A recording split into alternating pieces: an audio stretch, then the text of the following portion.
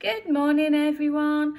So, I woke up this morning and I thought one of my favourite books that I've read to my class over this year has been Burglar Bill.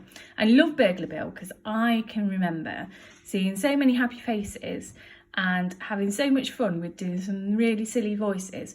So that's what I'm going to do. I'm going to read you my favourite Year 2 book.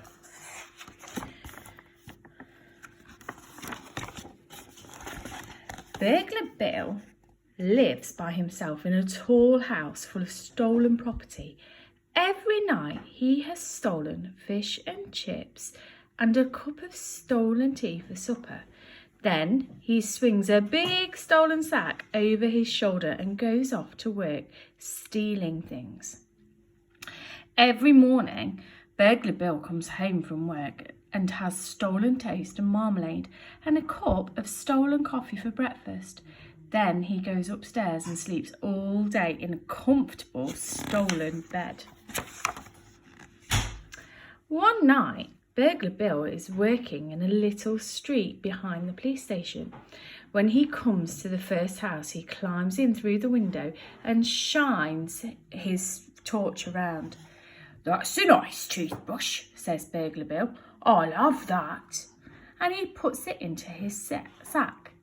When he comes to the second house, he climbs in through the kitchen window and shines his torch around.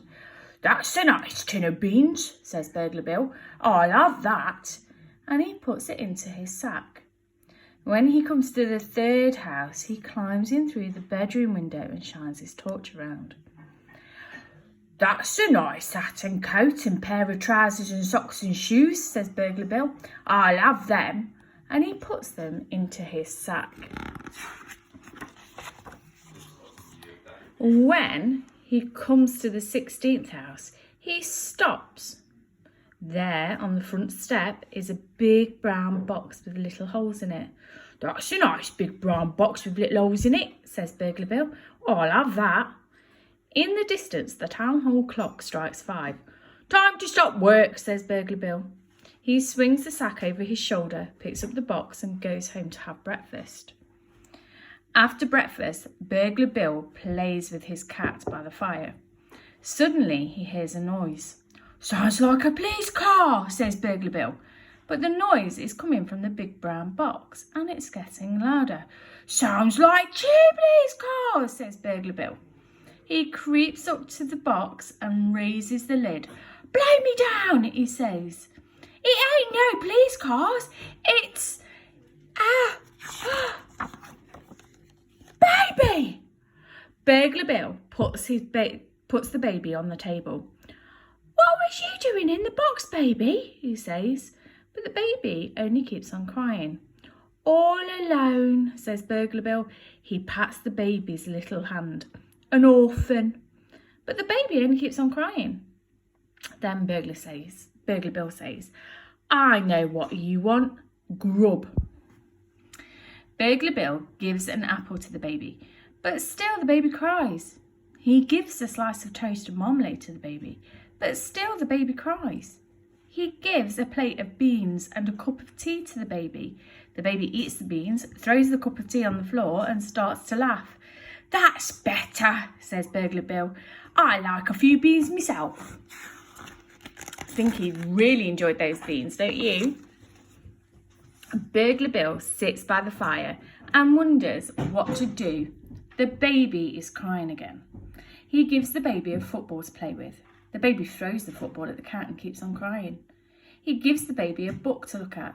The baby bites a hole in the book and keeps on crying. He sings a song and plays the piano to the baby, and the baby cries louder than ever. He falls off the piano stool and bangs his nose on the floor, and the baby laughs and shouts, again, says Burglar Bill. "Again," says Burglar Bill. He rubs his nose. "I didn't want to do it the first time." Burglar Bill bounces the baby on his knee. "So you can talk," he says. "Burglar Bill. Say Burglar Bill." "Burglar Bill," says the baby. "Say Peter Piper picked a peck of pickled pepper," says Burglar Bill. "Burglar Bill," says the baby. Suddenly, Burglar Bill feels his knee getting wet and smells a smell. "Pooh," he says. "I know what you want." "Pooh," says the baby. Burglar Bill changes the baby's nappy. He doesn't have another one, so he uses an old bath towel instead. "Say, for he's a jolly good fellow for changing my nappy," says Burglar Bill. Burglar Bill plays with the baby and shows it the house. He feeds it again, changes its nappy again, washes its clothes and hangs them out on the line in the kitchen. When night comes, he takes the baby for a walk in the park. "Say, run for it if you see anybody," says Burglar Bill. "Run for it," says the baby. At 12 o'clock, Burglar Bill comes home, puts the baby to bed and goes to bed himself. Soon he's snoring softly and dreaming of his childhood days. Suddenly he wakes up. Downstairs there is a noise. It is a noise that Burglar Bill has heard before. The noise of someone opening a window and climbing in carefully. "Blow me down," says Burglar Bill. "I'm being burgled." Burglar Bill creeps to the top of the stairs. Down below, a torch is shining and a voice says, "That's a nice umbrella. I'll have that." Burglar Bill creeps down the stairs. The voice says, "That's a nice tin of beans. I'll have that." Burglar Bill creeps along the hall and into the kitchen. The voice says, "That's a nice date and walnut cake and buttercream filling and icing on top. I'll have that." Burglar Bill puts on the light. There, with a black mask over her eyes and her hands in the bread bin, stands a lady. "Who are you?" says Burglar Bill. "I'm Burglar Betty," says the lady. "Who are you?" Burglar Bill puts on his own mask. "Oh," says Betty, "I know you. It's Burglar Bill. I've seen your picture in the Police Gazette." Then she says, "Look here, I'm ever so sorry breaking in like this. If I'd have known..." "Don't mention it," says Burglar Bill. He holds out his hands. "Pleased to meet you." "Likewise, I'm sure," Burglar Betty says. Burglar Bill makes a jug of cocoa and opens a packet of ginger biscuits. The two burglars sit around the table. "You married?" says Burglar Betty.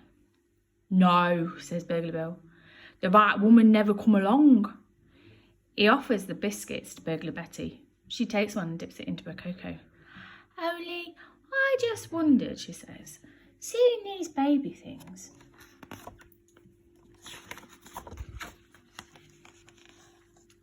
"Oh, I got a baby," says Burglar Bill. "Found it on a doorstep in a box." "In a box?" says Burglar Betty. "That's right," says Burglar Bill. "A big brown box with holes in it."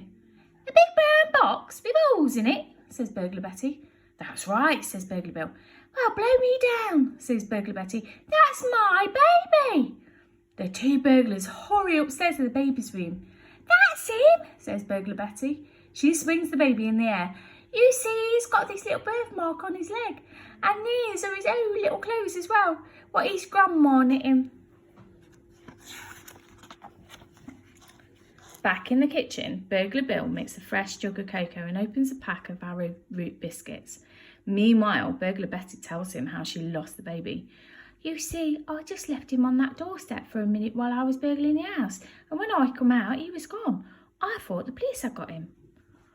"I only thought it was a useful sort of box," says Burglar Bill.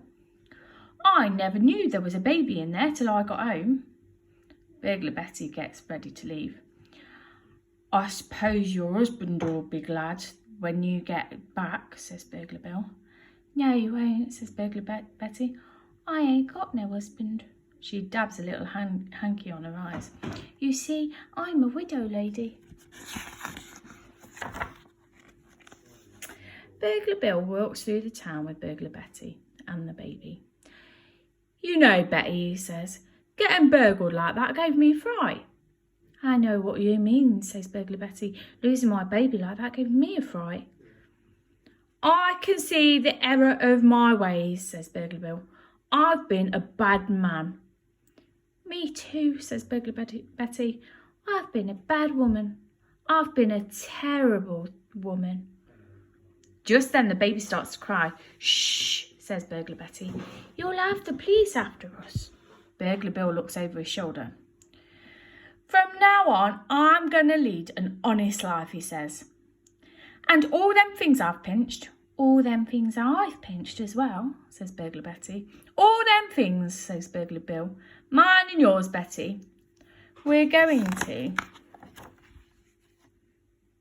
take them back. Oh my goodness, look. They're taking all of the things that they've stolen all the way back.